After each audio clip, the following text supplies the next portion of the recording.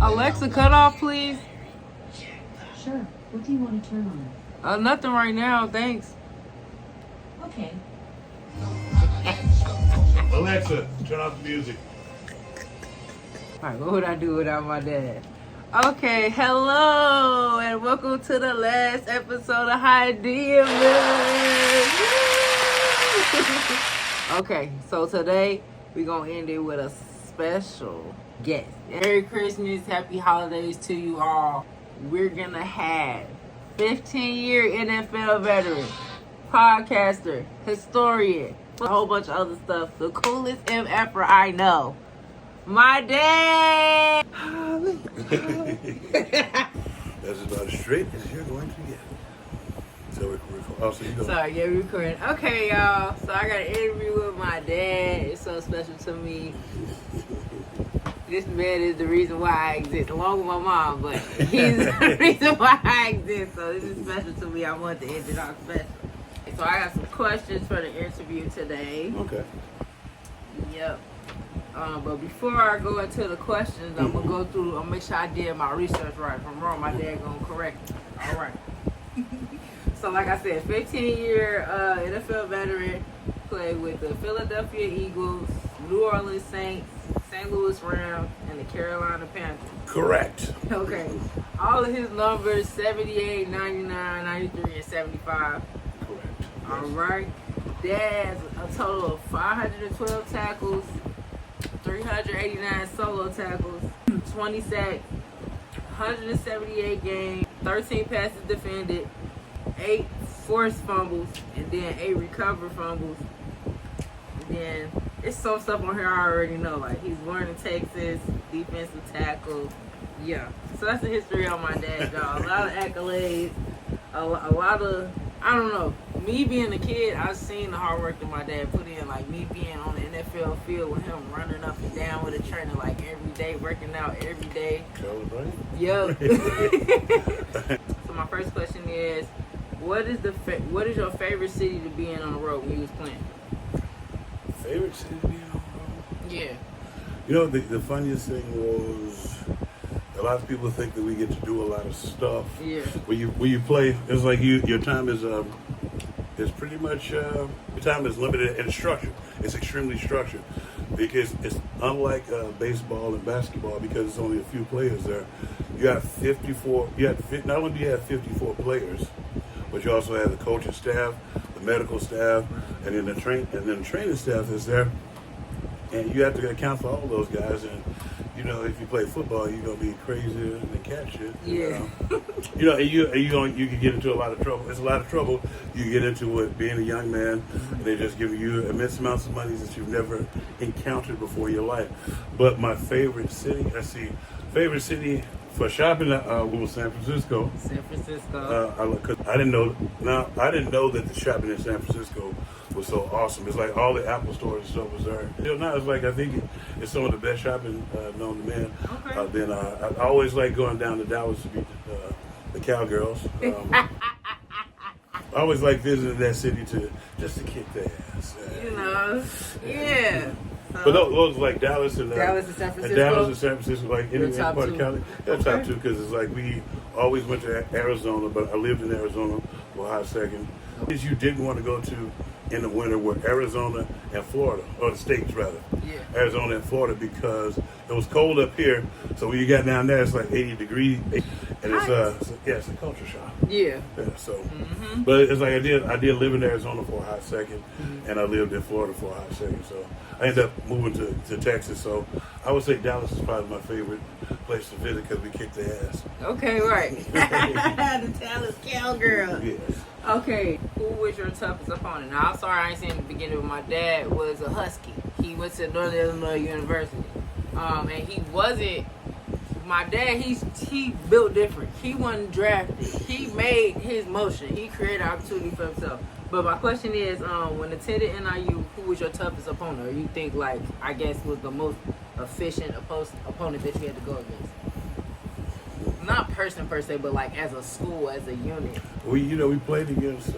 Was the one of the reasons I went there was because even though it was a considered not a big time football school. Right. You got to play against the likes of Oklahoma State, Louisville, Florida, Nebraska, Penn State. We got to play against all. Actually, as the NIU just became the Idaho Potato Bowl champions. The other day. Okay. Yeah, I still keep up with it. It's, Mike, the current coach, he was being recruited when I was leaving there, but I was an undrafted free agent coming out of college. And, you know, it's, the funniest thing is, like, when you ask who was the toughest opponent, I was like, you just think of you being the only one who has the size. Okay. Because it was like we were in the school knowing football, so I was the biggest person on the defensive line, and so, you know, that comes with a lot of double teams and stuff. But I think a lot of times, pretty much a lot of the big schools. Okay. It's like, and I think the worst thing, and if any of my brethren can remember the Florida game, my last year, when then Coach Charlie Sadler stood in front of us, told us to go out there and have fun. Didn't have a fucking game plan. Just go out there and have fun, because he told us that we were outmatched talent-wise. And I was like, apparently outmatched coaching-wise too, because you don't never tell no team that. It's like, you're only playing one game. It's like, I think we went out there and we had like one of the best times. We lost 38-52. Okay. But we ran Charles Talley had about 214 yards, and the other running back had 100 and some yards. Okay. And we were killing them. So yeah, it was. But we weren't killing them, but we put up a bigger fight than anticipated. Was it at home or was it? It was at the swamp. Oh. There was 100 plus thousand people out there doing this. Man. I was like, what the? So when we played against the bigger schools and stuff, I tried to make sure that I flourished. So most of the time, it's like you see when I played against Oklahoma State, I had like most of the time I would try to get at least 10 tackles. Yeah. Coming from the nose, I was playing nose guard in college. I had to migrate to the defensive tackle thing, which meant I played all up in the interior. So. Yeah. Way to break it down. Okay, so another question that I have is, okay, so this is random. Okay. Growing up, did you play any other sports? And if not, I mean, like, if it wasn't football, what else would it have been? Well, growing up, I was known as Sport Billy around my grandmother's house. Okay. Because whatever season it was, that was a sport that I played. But somehow I always migrated back to football. In high school, I played a little basketball, but I was pretty much just an enforcer, because I was just built like a human battering ram, and I put the fear in opposing team's heart. So, and then in Little League, I played Little League baseball, but growing up in Little League, and then I threw the shot put, and then we got a new track coach, and he said I couldn't just throw the shot put, I had to run an event. So he put me in the 800. I ran the first. I literally ran the first lap, and on the second lap, as we come around, I stopped up under the bleachers and then just walked back to the middle of the field. I was like, dude, you got me. You got me best up. I was like, I'm up 300 plus pounds, run around the field twice. Run around. I'm a shot putter. Right. Let me shot put. Let me shot put. Yeah. Let me fly. I'm a peacock. But it's a little different now. When we were growing up, you were supposed to play everything. I wrestled. I even wrestled for 2 weeks, and I realized that I don't want to be wrestling out with a dude. Yeah. It's like, dude, this is not. That's understandable, though. Yeah, we're not getting anywhere. We're not getting anywhere. But it's like when we grew up, you had to play all the sports. That's how you get the athletes and stuff. That's why you saw most of the time, like. You saw like the Bo Jacksons and the Deion Sanders and the Brian Jordans. Yeah. And guys like that. Like even Dave Winfield, he's the only player to be drafted into 4 leagues. He got drafted in the MLB, to the NFL, NBA, and ABA. What was it? NBA and the ABA. Wow, that's impressive. Yeah. He was the only one. He was a beast. Yeah. I was like, because he was. But his kids, I know. I interviewed him, and I found that out. And it was. I was like, but back then you had to do everything, because you didn't know which one that you was gonna flourish at or get the opportunity to get a scholarship. Like, because I was talking to, I met Jackie Joyner Kersey. She down at the Museum of Art and Music in Philadelphia, and she spoke to a bunch of people. And when I met her, she wasn't thinking about track. Right. I didn't even know that. I didn't know she was trying to play basketball. And because she was from East St. Louis. Okay. And then so then she started doing. She said she started doing a triple jump, but her story was like how she came to just becoming a track star versus becoming a basketball star. It was extremely interesting because you never know. That's why you shouldn't pigeonhole yourself into doing just one thing. And when you see everybody specializing now in just one particular sport, they're not given the latitude or latitude to I guess you can say blossom. Yeah, blossom beautiful. Blossom like a flower. Yeah, blossom. But it's like you never, and then it's like you never know what you can do until you try it. Yeah. Like it's like you see all. Now it's some things that I see. It's kind of like the dude who found out cow's milk was delicious. What was he doing? But it's like you have to broaden your horizons. Yeah. It's like you don't know unless you try it. Right. You won't know. Yeah, it's like, cause in the like being an undrafted free agent, a lot of people walk up to me, asking me did I walk on. I didn't walk on no damn where. I sent the highlight tape around with I Ain't No Joke, How Can I Move the Crowd by Eric B. and Rakim, and Can I Get Down by Craig Mack. It was 6 to 7 minutes long. All the teams got it at the time. It was VHS. And I got a shot to play. They invited me to training camp, and I didn't look back. But it's like, if you don't try, you always gonna be coming up to me telling me something. Yeah, I could have made it. Right. You know how many times I could have made it to the post. Coach didn't like me. No, you just didn't know what the fuck you were doing. Yeah. It's like, cause I've learned that when people say, when they start talking about the coach, I was like, are you playing within the scheme that y'all trying to win it? I was like, no, sometimes, don't get me wrong, sometimes there's some dumbass coaches. And I've seen some and I've encountered some, but you don't know the dumb coaches until you had. I've been blessed enough to have some of the best coaches known to man. And I think that's one of the things, and they taught me football, so I know football. Football is never going to change. It's going to be a man, up front it's going to be a man with a man. They can talk about all the passing they want. But in the NFL and in all the other sports, you can pass the ball all you want. But in that second half, when you have a lead and you can't run the ball, and say if I throw a pass, you throw a pass and they drop it, the clock stops. So you're giving the other team an opportunity or opportunities to come back. When you run the ball down their throat and they can't do nothing about it, the clock time keeps on ticking. Yep, and everybody. Butts get tighter and tighter and tighter because time keeps running off the clock. It's but it, Yeah, but I get you. So you was multifaceted. Yes. Multifaceted. Yes, because my bad. I gotta fix the camera. I need y'all to see my dad's shirt. I like the shirt. Just aim it down a little bit. Is it moving? Or is it my phone? Can you see it? Yes. A little bit. So go look at also silky smooth. Yeah, I'm gonna tilt it so y'all can see.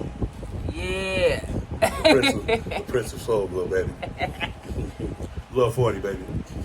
So this is my last question because I only did 4 because I didn't want to do too much and I feel like it's my dad. I know this stuff. I'm doing this for y'all so y'all can get a little, But my last question is, what's the best thing about playing in the NFL? The checks. Okay, period. Nah, it's like now you know what it was real cool. Like making the team, and then people counting on you. I was like, when you play a sport, when you play basketball and stuff, people be counting on you to do your job. Yeah. Or it's like, and then when you carve yourself a niche on a team, and everybody expect you to be there, expecting you to be. It's like that's why, and they always expect you to do the right thing because you've built that trust between you guys, and I think the greatest thing too is coming into a situation like I was here. When I first got here, we won a couple of seasons, but then we started getting our ass kicked. But we were a young team, right? And then we actually grew together. And all this, like you saw the picture. I'll see you got the picture. Some of the guys on that, we played 7-8 years together here, and we still buddies to this day. Then we went to the Super Bowl that one year, and we still they're my dogs. So, and we still to this day when they see me or I see them or they need me, I need them. It's always like that. Yeah. I think the greatest thing is building that camaraderie because then finding out that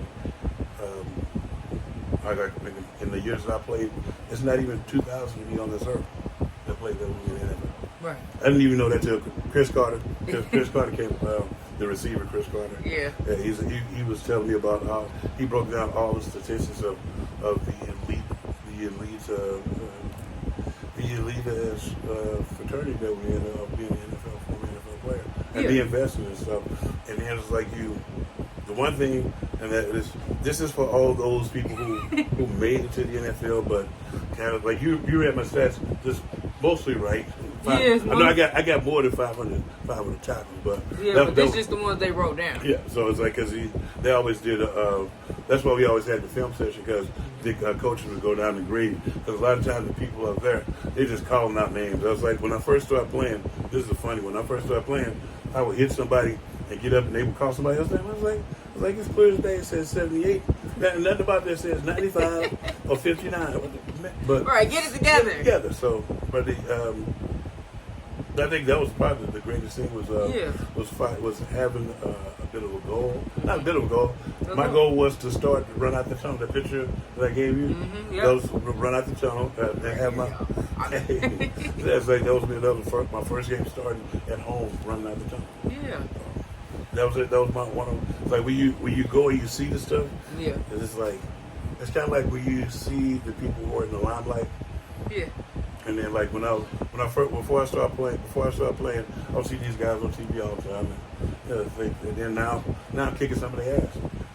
It's like, okay, right. And now, we don't care. It's like somebody's like you. It's like you praying on the week. I was like, if you put your hand in that dotted line, it's like that's your ass, Mr. Postman. In the 7th grade, I became a peer tutor for the Board of Education. Oh, okay. So. As I was doing that 7th, 8th grade, then in 9th grade, we had a summertime job. Well, my summertime job was teaching kindergartners, not kindergartners, but 1st, 2nd, 3rd, 4th, and 5th grade, social studies and science, and for summer school. Okay, I didn't know that. And I did that for a few years. And I was early childhood development in college. Okay. I was going to do daycare. Yeah. So it was like, yeah. Because I remember I asked you one time, like, if you didn't do a sport, like, just us personally, you definitely said working with kids. So I still do a lot of stuff with kids. You already know I'm finna pop these pictures up. I'm a big kid. Yeah. As you can see, these SpongeBob and stuff. SpongeBob. Yep. It was my head. Yes. But okay, then. Thank you so much. I appreciate you for that. Right, thank you for being on my episode of Hydeia X MAS, y'all. Thanks for watching me and my dad. I hope you enjoyed the video. Merry Christmas, Happy Holidays. Feliz Navidad. Right, Feliz Navidad, all that good Happy stuff. New Year and stuff too. Right, happy. This is your last one for the year, huh? I don't know. I might do another one. Oh, okay. I might do it, but Happy New Year's from my dad. He's saying Yes. Happy New Year's, y'all. And God bless you. Continue to be the best version of yourself. I'll see you on the next video. Peace out.